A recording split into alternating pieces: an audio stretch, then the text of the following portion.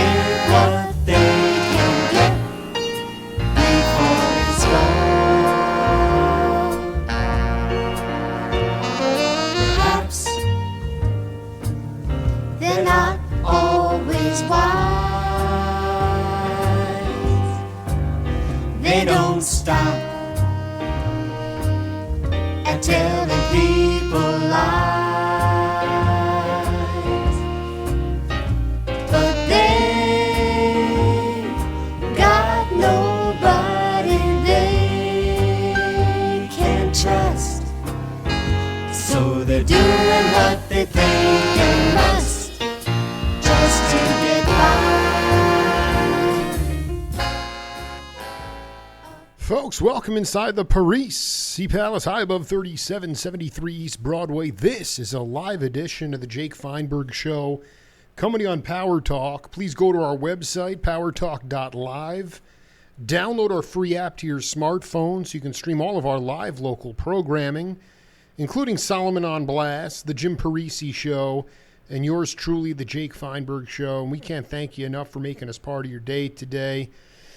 And without further ado, I want to bring back one of the most old school musicians. He doesn't like to take a lot of credit for it, but he was really one of the most decorated musicians of the Bay Area early on, and he turned into one of, as well, an incredible arranger and producer of so many iconic albums for companies like Fantasy Records, always staying below the baseline, but absolutely gifted.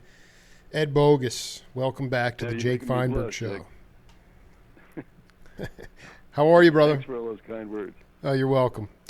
You know, I don't have it queued the audio up, but this was the quote from Steve Mitchell, the drummer, from my interview with him from 2013. He said, amongst the old school San Francisco musicians, the three geniuses were Joe Henderson, Ed Bogus, and Van Morrison. Ed Bogus would write parts for third trumpet. So I'm not trying to inflate your ego. You don't need that, but I mean, I would, since we last talked, I've seen you show up on various weird musical albums. Country Joe and the Fish, playing violin, fiddle. Right. Can you talk about, as a musician, how you really started out in the Bay Area? Well, I started out as a classical player. My older brother, was a concert pianist, right? So I kind of followed it. I played the violin in those days. And, I knocked around, and I never was really the kind of guy who would become a great player because I didn't like to practice. But I had a peculiar gift, which is if I heard a piece of music, I could identify all the parts and remember them and write them down. There's a lot of people like that. Most of us become arrangers, But I had that in me, and as a player, it didn't do me that much good. But then when I grew up and was in the San Francisco scene, there was a spot for me. There was a place to go to be around these guys, which is the writing down what was going on. And it led from that into creating parts for people to write. And the thing is, most people who could do that went to L.A. to be part of the big scene. I was always a little nervous about that, rightly so, I think. I think you're so right. I hung yeah. around San Francisco, and I picked up all these gigs doing that sort of thing. How did you? How did you connect with Country Joe?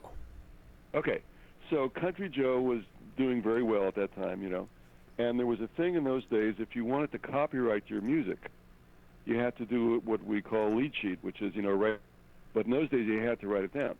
So there was this young lady whose name I forget, who was doing that for them. But it wasn't easy for her, and she had other things to do. So she asked me if I would take over the gig, right? So I made up a name for myself, Quick Pencil McFlourish. That's how I was known in those days. And I started writing their lead sheets, and that way I got to know them. And one thing led to another, and I ended up doing a little bit of arrangements for them, and like that. And then I'd start doing the same thing for other bands. But then you would overdub a fiddle part or a violin part. I've seen you on these Vanguard albums. Well, that's just because I knew everybody, you know. And the producer of the Vanguard albums for Country Joe was a guy named, you probably have in front of you. I can't. His name escapes me at the moment. Yeah. But I'll look it up here. he had other projects. There was a local band called Serpent Power. You ever heard of them? Oh my gosh, no, that sounds amazing. Serpent Power. David Meltzer and his wife Tina. Oh man, I've never heard of that ever. Anyway, he was a poet, and he had. They were doing an album. They were kind of an art poetry quasi rock group, and you know their albums also contained poems. Like, okay, and he wanted to do an album on theirs, and he knew me from Country Joe doing that stuff. He said, "Could you do arrangements for these things?" You know, and that was like the perfect job for me because I had the guitar things, and I could imagine these parts and run them down, and we did that album. And I must say that's one of the best things I ever did because it was exactly what I knew how to do. And so Sam Charters, that's the name of the producer. Sam Charters. Wow. Okay. Yeah. Charlie Musselwhite told me about him. Right. Sam Charters. He was kind of an academic, and he got that job, and he had some success and some failures, like all of us. But anyway, so he hired me to do that, and I exceeded his expectations. So from that, I got some other gigs, some of which were absolute disasters, like the Buddy Guy album. That's kind of a funny story. I would love to hear that stuff. How did that come about? All right, so Buddy Guy, you know who that is, Of right? course, yeah. Yeah, he's a great blues guy. And he was going to record a live album at the New Orleans House, which I don't know if that's still in there in Berkeley, but that was a club, you know, for acts like that. So he, out of the blue, he said, you know, okay, I'm hiring you as a soul arranger, right, R&B arranger, to do the horns for this. Well, that was not a perfect fit for me, you know. I had never been exposed to that stuff. The only thing I'd ever done was to do some commercial charts, you know, imitating James Brown for 60 seconds, right? I knew nothing. I'd never been to a blues concert, but I was the guy, right, who was going to do the horn charts, you know, trumpet, tenor, bone for this guy. And I was like, not just a fish out of water, I was a fish out of the world, you know. No idea what to do. But I took the gig, as I did in those days. I took any gig. So I hired these guys that I knew slightly, and I wrote a couple of passages for each song, you know, just like 8 bars or 16 bars, and that was it. Okay? Now, the trouble with that was, you know, the song goes on, and I know now, you know, in retrospect, that that's not how you do it. You know, if you are going to have just a couple of things, they just play now and then, right? Just on the chorus or something, so it makes sense. You know, like a Memphis track or something like that. Now I know what I'm doing. But in those days, and the trouble was, it was all recorded live, right? It was all this kind of smaller room at the New Orleans House, and there was a truck out there recording it, and there were these Three Stooges, man, playing my charts, and they just played it all the time, right? Oh. Every time the verse came around in the chorus, they'd play their damn horn parts. And there was no way to get rid of them because they were all in the same room. So I personally ruined like 3 or 4 of the songs that had horns on them. And the engineer was back there shaking his head and saying, "Who is this bozo? You know, get him out of here. He's ruining the record," which I must say I did. But so that was an example of where I was not a good fit for what was going on. Do you think that there's some validity in this theory that, you know, like taking Country Joe, you know, I mean, other cats not so much, but some of the acts that were quote unquote folk rock acts, so many of them were just self-taught musicians that were not able to read music. And if you had gone to L.A., I mean, you would have just been immersed in that stuff. Guys down there could read flypaper. Absolutely. So you must have found a niche because your skills were helpful to those guys who, from the true folk aesthetic, were just kind of learning organically how to play on their own instrument. Or whatever, and did well. Some of them did well, some of them didn't. But staying up in San Francisco the way I did, I was like the expert for guys who didn't know how to do that stuff. And you know, like Big Brother, for instance, those guys, they were friends of mine from the folk days. We had a band called the Liberty Hill Aristocrats. Are you kidding me? Wait, Peter Albin and Dave Getz and Peter Albin, yeah, and Rod Albin. Oh, this is so classic. They were folk musicians. We had a bluegrass band together, and I'd come in and play fiddle on them. And then I went away one summer to a classical music camp, right? And And when I left, everybody was a folk musician. When I came back, everybody had long hair and electric guitars. It was like I'd stepped into an alternate universe.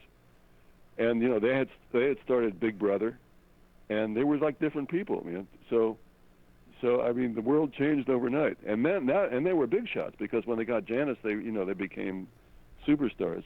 And I was doing lead sheets for them. Were you going? It is so great to reconnect with my man Ed Bogus, because we did this interview way when I was just starting my career on the radio, and then I'm transcribing this interview with him, and he's talking about Creedence Clearwater, Saul Zantz Can't Dance, and all this. I mean, you were, but going back, this is the interesting part, is that I just want you to know where you fit in as it related to. Like, I'm just going to read you this. I want to read you this. I just was transcribing this thing from Peter Albin, and I want to read you. I'm going to read you this quote here when I can bring it up. He said, "The guys I came up with were from the post-beatnik period. The Beats would have these young kids come down to North Beach to see them and experience the beatnik culture. Young hipsters, but they called them hippies instead of post-beatnik personalities. There were a lot of drugs going on, but there was also a lot of poetry as well as folk music. Basically, that's how I came into the post-beatnik scene, was by playing in some of these places like the Coffee Gallery and Coffee and Confusion and the Fox and the Hound. These were little clubs in the North Beach area. This included my brother, who I think you just mentioned, the other Albin. Yeah, Rod. And friends like David Nelson and Jerry Garcia, and some of the people from the South Peninsula. I lived in Mid-Peninsula in a town called Belmont. It was very suburban, but we wanted to be hip. We listened to all these jazz records, Ahmad Jamal, Mose Allison, Miles, Coltrane. We listened to Lenny Bruce and Lord Buckley, and tried to get hip." And so, so where did you fit into that? Were you part of the Coffee and Confusion scene? Well, I played in those clubs with Peter and Rod, when we had the Liberty Hill Aristocrats. I never really was part of it, but I was always kind of around it, if my skills were called for or whatever. And I watched it happen. I mean, it was amazing. Incidentally, Jerry Garcia, before the Dead, he was a fabulous bluegrass musician. He incredible was like playing. Yeah, I mean, did you play with him in those times? I knew him. I occasionally run into him in the studio. I never really played with those guys. No, that was a little far reach for me. Well, no, I'm not talking about the Warlocks. I'm talking about the bluegrass. You were incredible because you were like classically trained, so to speak, but you were finding your way into all this sort of. Yeah, well, I had some violin technique and I had an ear, so I fancied myself that I could just sit in with anybody on any kind of music, which wasn't exactly true. but I thought I could, and sometimes I could and sometimes I couldn't. So essentially when you came back and everybody was plugging in, how did you adjust to the essentially? Were you a rock? Were you into Fats Domino and those early rock kind of things? Like where? Oh, well, sure. I mean, when I was a kid, just like in junior high or something like that, I used to listen to that stuff all the time. I loved it, but I never had an opportunity to actually play it because I was a classical player, and there aren't too many pianos and string quartets. When I'm also curious about your interactions with the Merry Pranksters, Ken Kesey specifically. No, that was outside of it. The only guy in the Dead that I really ever got to know was Bob Weir, and that was so some of the outside guys, but I never really got into it with the Dead. Can you the Skype just dropped out? How did you connect? How did you know Bobby? He called me up, because he wanted strings on his album, and if you wanted strings in those days, you couldn't pull out a synthesizer. You had to have actual guys. So I had all these guys from the Oakland Symphony come in and play. I forget the name of the song, man, but it was a song on his solo album that he did back then that I did string charts for. Unbelievable. Yeah, no, so let me ask you a question about, this is the other thing here, because Mike Clark, the drummer, was playing with Vince Guaraldi quite a bit, and he said that He said that basically at a certain point, this guy's, they would go down to this place called the Pierce Street Annex, and Seward McCain was on bass, and Garaldi. Right, I know Seward. And yeah, is he still around? Yeah. Oh, I got to talk to that cat immediately. He said we went to a place called the Fillmore Street on Fillmore called the Pierce Street Annex. It was a place where people tried. Right. Yeah, it was on Fillmore Street. Yeah. On new experimental stuff. It was Seward. Listen to this though. It was Seward McCain on bass, Vince on piano, myself on drums, and Jerry Garcia played with us 2 or 3 times, and a tenor player named Vince Denham. We played music that sort of sounded like. Yeah, I know Vince too. Jerry was always into trying something new. You know, he learned pedal steel, for instance, in the middle of his career, which is not an easy instrument to do. And he ended up playing on, I think, Crosby, Stills and Nash. He did. No, he did it. He did it on David Crosby's. If I could only remember your name, unbelievable stuff. And he played on the New Riders with the right. pedal I think steel. didn't he also play on Teach Your Children? Was that him? Maybe not. I don't know if that was him. I think that might have been Buddy Cage or something. Anyway, the point is that what Mike continues to say is he said. We did about 6 months of those kinds of gigs, and then we went back to playing straight ahead jazz. And then he said, I was on about 3 of those Charlie Brown Christmas specials. I remember sitting at home watching it on TV, and I recognized my own drumming. I mean, that to me, like, did that, can you explain how that came about? And maybe more specifically, like, what Mike has said, Mike lived in the Bay Area, so he'd hear the special, and it came out regionally. It wasn't like, some kind of homogenized, soundtrack that went all over the country. Did that Charlie Brown special that those the ones that you were responsible for as a conductor, as a composer, how did that wind up getting disseminated to all the local stations all over the country? It's so different now, where you just sort of have these very homogenized sort of computer-based kind of things going on. You mean how did they get to the radio station? Well, I mean, like ultimately, when you did those Charlie Brown albums, they would then be syndicated all over the country. I mean, how I'm trying to get an idea of how that would all work, because I mean, Mike would go home and he'd hear that on the TV regionally. Well, pretty much all the Charlie Brown albums that there was Vince's work, because it was a strange story. Can I tell you a little bit about how that came about? Go ahead. Yeah, please. Okay. So the deal was that Schultz was at a point where the Peanuts strips were in all the papers, big hit, and there was a guy named Lee Mendelson who was a local producer, and somehow got hooked up with Schultz, and said, we should do television shows about it, about the Peanuts characters, right? And Schultz said, okay. So Mendelson had connections with CBS.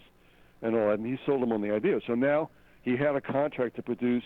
The first one he did was the Christmas special, which of course is a classic, and plays every year, 60 years later. What what was the year that first year? Do we have a year on it? It was the mid '60s, I believe. I'm not sure because I didn't work on it, but I think it was around 64, 65, something like that. Anyway, so they wanted to do it, but they didn't. And they weren't Disney. There was an animator in L.A. named Bill Melendez, who ended up doing all that stuff. And he was an ex-Disney animator, and he knew what he was doing. But, they weren't Disney. They didn't have, thousands of animators who were ready to draw everything. So they needed to do it on a shoestring. Right. So they decided they were going to do it differently from what everybody else had done. So, for instance, instead of using professional actors, they used actual kids. And Lee Mendelson would stand there giving them line readings, for the things. And the animation was, kids' animation had usually big, elaborate scores, orchestras and stuff. Nobody used jazz. But nobody used jazz. Nobody used jazz. Sorry, go ahead. No, nobody. That's interesting. Nobody used jazz. Nobody used jazz. Jazz was just coming in as a scoring thing. I guess in the late 50s, early 60s, jazz started showing up in TV shows and stuff, and some movies. But as far as kid stuff, nobody did that. So they said, look, Vince Guaraldi, he had a hit in those days, Cast Your Faith in the Wind. They knew well of him. So let's let him do the music. So they Vince and his band just would give what they called, they wouldn't even score the picture. They'd just play something, Here's 10 yards of music, because he cut it in on film. And I remember Lee Mendelson told me once about this scene where they were in L.A., Vince and his trio, right? And the other three guys, and they were sitting in this gigantic soundstage in L.A., right? And there was John Scott Trotter, who was a prominent, arranger and band leader in those days, and this little group, this little trio, and he was conducting them in this empty stage. It was bizarre. I wasn't there, but I was told about it. And they were playing this stuff for this television show. And for some reason, that music and the kids' voices, it's very refreshing and was a gigantic hit. So they kept doing that. And, of course, now you're getting all this airplay. So everybody in the country was listening to this music. So they put out the albums. And then I guess because of the popularity of the whole Charlie Brown thing, radio stations just picked it up and started playing it. Because everybody knew about it and everybody wanted to hear it. As you know, there's that Linus and Lucy tune that Vince wrote, that everybody knew of that tune. That thing. Yeah. First of all, what's really funny is I think the Bob Weir album you're talking about was called Ace. Right, that's right. But on your Wikipedia page, for what it's worth, when I click on Ace, it says Ace were a British rock band who enjoyed moderate success in the 70s. Membership included Paul Carrick. That's not it. It was Bob's album. That's not it. No, okay, so it's Bobby. You had strings on that. Ace was his nickname, I think. You're 100% right. No, you're spot on. Can you talk about? I've talked to Dr. Lonnie Smith, the B3 player. Are there differences between a soul drummer and a jazz drummer? But as far as what the right word is, arranging jazz arrangements early on, how did that differ from the class? How it was being arranged up to that point with more classical based music? How did it change when you started to introduce jazz to those arrangements? Well, jazz is the thing about jazz, besides the rhythm, is the harmonic structure. Right. You got to know what's going on in order to do jazz charts. It's like a huge division in the music world. The classical stuff and the jazz stuff, and if you almost have to be a jazz player and be acquainted with that stuff in order to do it. If you're out of the classical world, you're lost. Forget it. But you were somebody that was just had big ears and you could exactly. But so how did you? Because I'm looking here, it's ridiculous. Garfield, Charlie Brown Celebration, Composer, Life is a Circus, Charlie Brown, She's a Good Skate, It's an Adventure, You're the Greatest, What a Nightmare. When you were conducting how did you go from essentially, the Oakland Philharmonic stuff to having Vince Denham or Carl Burnett or Mike Clark coming in as jazz players? Well, to tell the truth now, Vince was a straight-ahead jazz cat, right? So everything he did was jazz. When I took over, and after he passed away suddenly, I didn't follow completely his thing, and I did very simple, straightforward kind of jazz things, just with some nice changes in it. But mostly, I took it out of that mode, so I wasn't really doing the kind of straight-ahead jazz stuff he was doing. He never really did a lot of arrangements. I think it was just the small combo that he did. So I can't take credit for that. And whenever I did have a jazz project, so like I was working for Fantasy, was surrounded by jazz, and I'm on a few albums, as an arranger. Did a Charlie Britt album. I just find the notes, the color notes, and follow them on what I was doing. But never to this day do I consider myself a jazz arranger.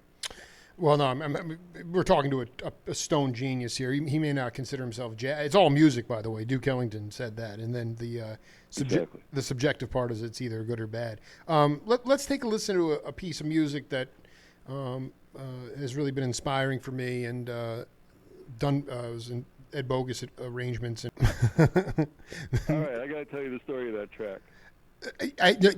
Go ahead, yeah, please. Sorry, go ahead. No, that's from Fritz the Cat, right? Yeah, and the name of that track was called "The Riot."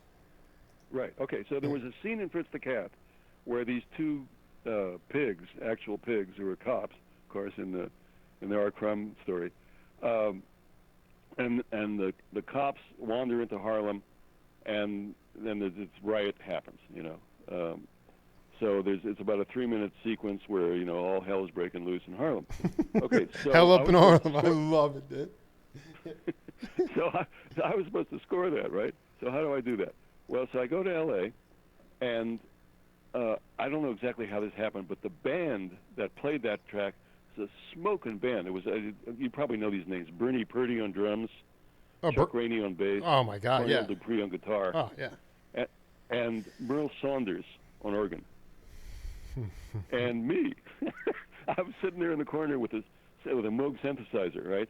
And my contribution to that track was I played, excuse me, a couple of the motifs from the theme song for Fritz the Cat, which I did write, the bass line and Fritz the Cat, which is like a motif in that thing. Okay, nothing, absolutely nothing. So they put up the picture, right, in the Hollywood studio. Hold on, And, wait, Ed, you just, I'm sorry, we have an issue sometimes with our Skype. So you said just start that story over again. After you introduced the players, and then all of a sudden, go ahead. What happened? Okay, so we're sitting there in the studio, and we have this 3.5-minute scene. As it happened several times in these films, I had nothing, no charts. I knew kind of what the scene was, but I didn't know what I was going to do. So the band sits in there, and we either listened or somehow they knew what the theme song was, okay, what the bass line and all that stuff was. So they put up the picture, and they just started playing, okay? Right. They set up this groove, like that, right? And they started playing, and the picture's rolling by, and then they just treated like they were playing jazz, So, people would start falling in, people would pick up a thing. Merle was playing out of his mind. And I would occasionally drop in the Moog synthesizer on the motifs. And we were playing it, and my jaws are dropping open because, my jaw, I guess I only have one, because, or all of our jaws, that's what I was trying to say, because the music was fitting the scene, like magic, like somebody was guiding it. Somebody jump on a car, or somebody fire a gunshot, and somebody hit it. Bernie would hit the drums or something like that. It was working, and when something's working, you kind of have to shut up. So one take, and that's what you got.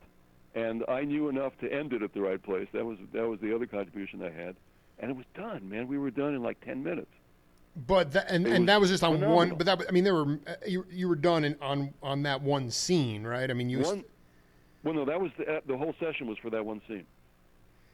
Yeah, because it's so, it's the most frustrating thing in the world because I don't know how many albums were ever even pressed originally of Fritz the Cat, but I've never seen it on vinyl, and there's multiple drummers on it, Lee Charlton's on it, I think, and I'm like trying to figure out who's playing what, but that particular track you just broke down, the Riot, was Bernie Purdy, Chuck Rainey, and Chuck, Cornell Dupree, and Merle Saunders, and of course me playing two notes.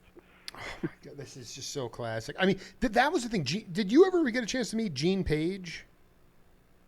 Gene Page, no, I've never. So he was Barry White's arranger and then he also did a lot of stuff for Motown. Oh, wait a minute, no, I did. Yeah. I did meet him. You know why? Because. I have another kind of cool story. Yeah, do it. Dude, this is why I need Bo. Dude, we're going to do about 4 hours in the next couple of weeks. So go ahead with. All right. Yeah. Go ahead. So, okay, Barry White, right? And Ralph Bakshi, the guy who built Fritz the Cat, had some connection with Barry White or other. So he was doing a thing called American Pop or something like that. And he wanted him involved. Anyway. There was a thing in Oakland in those days called the Black Expo, which was put together by bunch of guys who were slightly on the hustling side, and they wanted to have this big deal in Oakland called the Black Expo, where you had black artists and of all kinds, and there was a musical thing, and Barry White was the headliner, and the guy before Barry was Richard Pryor. Richard Pryor actually played this gig, right? Wow. And then there was a local act, I think one of the Hawkins, and there was another act that I forget, it was also pretty good. So it was this gigantic thing, and me, buzzing around like a bee around the scene as usual. I was contacted by these guys in order to have an orchestra play for Barry White. Oh, my God. Okay? That was going to be the last thing. And so I hired the orchestra, and it was Gene Page arrangements, right? So he was there, I believe, unless I'm mistaken. And so here it was. I mean, this is a funny story now, but it wasn't then. So there we were in Oakland. We're going to do the Black Expo, and I'm sitting there, and so on come the acts. And for some reason now we were a little worried because when you have a big thing like this, you're supposed to put up a bond, right? So that the union knows that all the players are going to get paid. Right. So no bond. They didn't do the bond, and the union, which is really weak in San Francisco, they're a very weak local 6 union. In L.A., they got cats out covering everything. You can't get away with anything in L.A. Right. But in San Francisco, you get away with anything. So they didn't put up the bond. We had the representative about it. It's all going to be cool, right? So all these things go by. So I'm hanging out partially by the box office to see if we're going to get paid or not. And all this cash is coming in because a lot of people went to see this thing. So after the first act was done, the manager, before the first act goes on, the manager of that act comes out to the box office and says, okay, where's the money? We don't go on unless there's money. And they, well, we can't give you the money now. No, we don't go on unless you give us the money. So, all right, here's the money. So they gave the guy the money, and he takes the money, he puts it in the back of his belt, like people do, and walks out, and the act plays. Okay? So and there was another act. And then after that, it's Richard Pryor's turn, right? So Richard's manager comes to the box office and says, we don't go on unless there's money. No, we can't pay. You don't want Richard to go on? We don't pay. We don't play unless you pay. So they gave him the money, and then Richard went on. I went out and caught his head. He was hilarious, And then our guys go on. So our little union guy goes out there and says, okay, we don't play unless there's money. The guy says, ain't no money. I said, well, what are we going to do? So I go back and I tell the players, I don't know if we should play. There's no money. So everybody says, well, I don't know. Well, maybe we shouldn't play. And somebody else said, well, we're here. We may as well play. So I go to the guy who's running the thing, and I say, unless we have money, we're not going to go on like the other guys, right? I'm a tough guy, and the union guy's right with me. And the guy says, you mean to tell me that you're going to go out there and tell, 2,000 black people in the audience that you're not going to play for Barry White? Is that what you're telling me? Mm-hmm. And so we all look at each other. Well, the orchestra, by the way, is entirely white. We look at each other and say, well, I guess we'll play. I mean, and we played, and we didn't get paid. And I personally had to pay a few of the cats who were depending on that money. So that was my experience with Gene Page and Barry White. No, let's be clear. Barry White was getting paid. The orchestra was not. Exactly.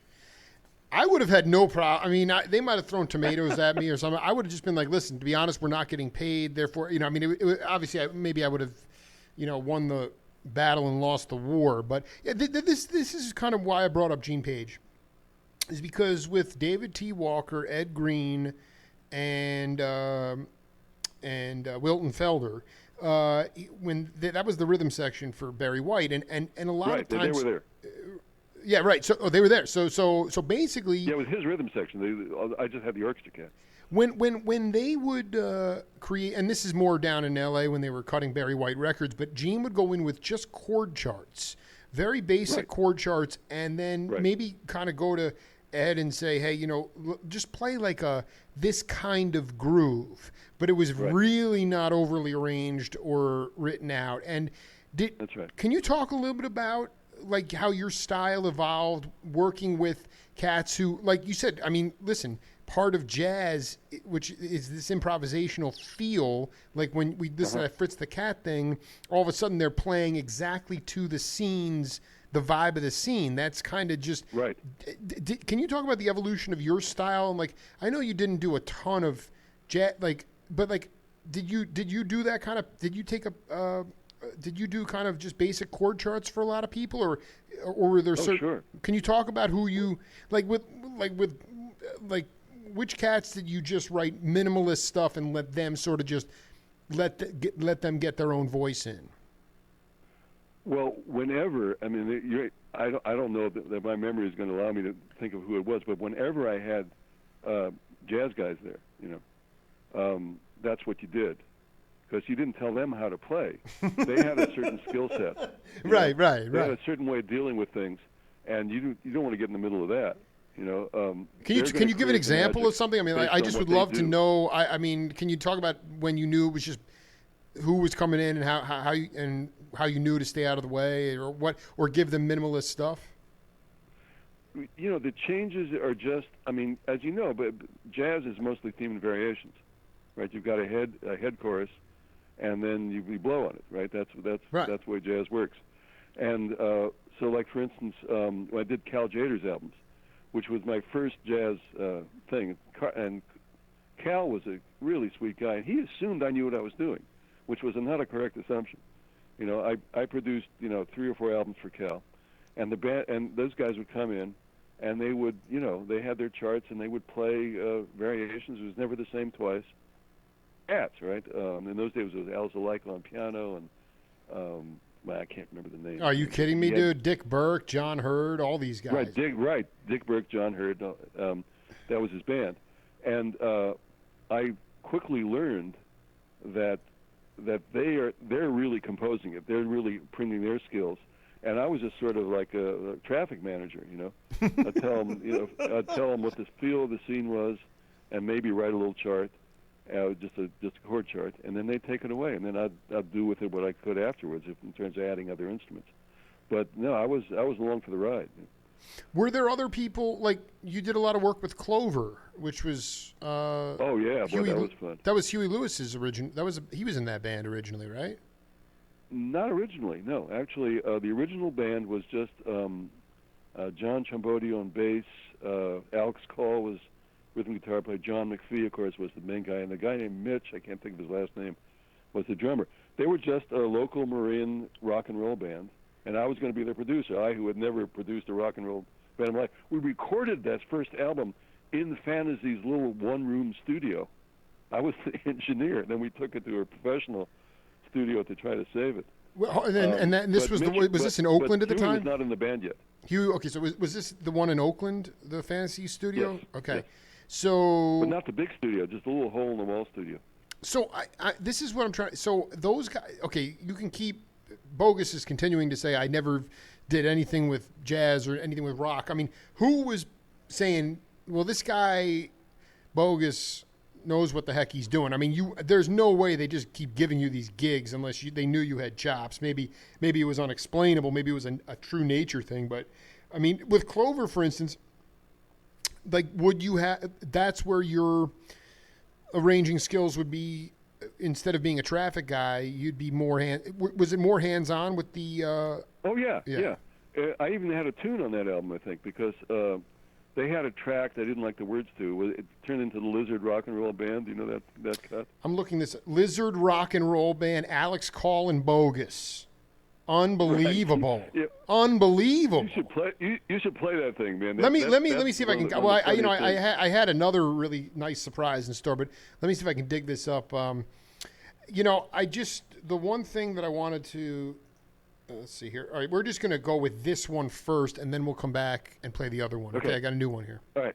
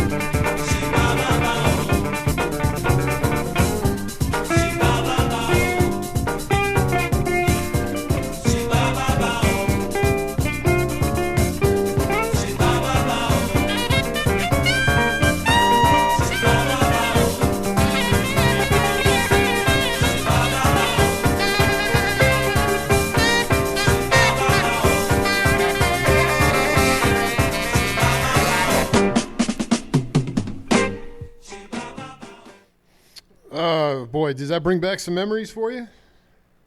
Actually, it doesn't, man. Is that the Escovedo brothers? Dude, I love Stumping Ed Bogus. I thought you were going to get that. That was a mercurial album from '71. Bogus on violin. Right. That was I played on that. Right. No, but that. Do you know who's the artist? You want to take a guess? Well, I thought it sounded. I mean, it was Latin. No, it was not. It was not Aqua Dolce. It was not the Escovedo brothers. It was Bolasete Shibaba. All right, Bolasete, of course. Unbelievable. Yeah, no, I just. Jim Stern just called me in to put a little fiddle on it, man. That was all. That's okay. So my. Oh, that's unbelievable. I found this other Lizard Rock and Roll. Should we play that one too?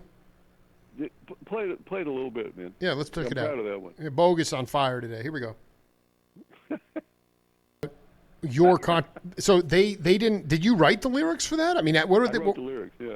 Dude, what was that? The drummer kept the backbeat with his tail. That was incredible. Yeah, right. Dude, I mean, oh my God, this is can you talk about just the idea of like maybe just whatever comes to mind, a session when these cats, it was all they were all scrambled eggs. And you really had to arrange and produce, and it was really all your gifts were really on full display. It wasn't like you could leave it to them to figure it out. What do you mean in the case of Clover? No, anything, anything like because like with Shibaba, I was listening to those. Like it was, they had nice vocal things and horn, right. and I was like, okay, so I didn't realize you just played as a musician on that. No, Jim Stern produced that album, I think. Right, and so as a producer, can you talk about a defining moment when Bogus, whether you knew how to do it or not, you pulled a rabbit out of the hat? That's a good thing. It's a good thing. Yeah, I mean, it's a good question. So let me see. When I kind of organized it all, well, it varied, man. I mean, when I was doing film scores, because it was all on me, You're writing and calling in the players and all that stuff. But every gig was different, man. Every gig was different. Sometimes people needed more direction than others, and every time I went into a gig, man, I wondered, can I do this? Do I know enough to know how to do this stuff? And you run it. You can't really tell people what to do a lot, in the music world. They gotta. The only time you can really do it, I guess when I was doing some albums for singers, the singers would come in and they wouldn't necessarily have a band even. There was a talent, and you would have to put it together around them. That was the times when I think I was most heavily relied upon. Was that like Lamb, for instance? Like which albums are Lamb, boy. Lamb was Barbara Moritz and the guitar player. I forget his name. Right. That was a matter of they had people. They had people to put their stuff together. That was David Rubinson that produced that one. Rubinson produced. God, we have so much. So was there any singer that comes to mind? Any session that you can specifically point to? Well, it was my wife's sessions. I did 5 albums with her. But as far as people that you'd know, man, I don't think so. I mean, I was just sort of mercurial in and out. The successes that I had, I mean, I was just on to the next gig, I can't really remember what happened. I've never really had, I mean, the biggest successes I've ever had, I guess, were the TV series where, they were on every week and everybody knew their stuff, Garfield and Charlie Brown and all that stuff, where, it was putting it together. But no, man, I think my career has been pretty much, filling in the blanks, I mean, one of the most humble cats I'm going to need to, I have another interview right now, but I'm going to give you a call later so I can get your email so I can get you a copy of this. And I would like to do another interview with you next week if you're available. Sure, that'd be fun. All right, I really, you're totally and then when I'm back up in the Bay Area, maybe we can reconvene for a Facebook Live interview and we can get you playing a little bit of fiddle too. Yeah, please do, man. All right. It's always a pleasure talking to you. Yeah, I love you, Bogus. Have a great day, man. Thank you, man. Later. Cheers. Bye. Bye. Ed Bogus, and a totally humble, totally modest, and totally legendary musician, producer, and arranger. And really looking forward now. We will be coming back very shortly with Arjun Brugman on the Jake Feinberg Show.